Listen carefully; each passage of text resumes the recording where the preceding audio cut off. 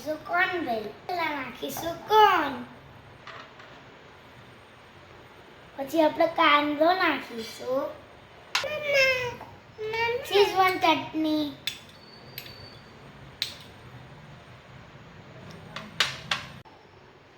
હવે નાખીશું મરચું. પછી નાખીશું મીઠું.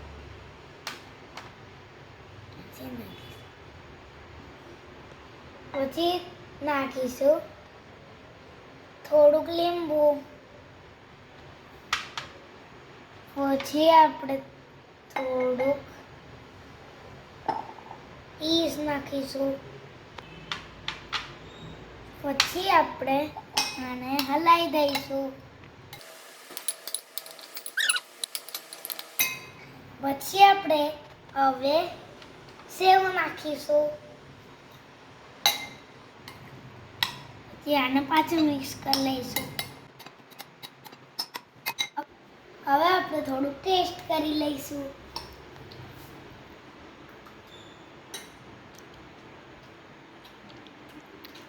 તો યમ્મી.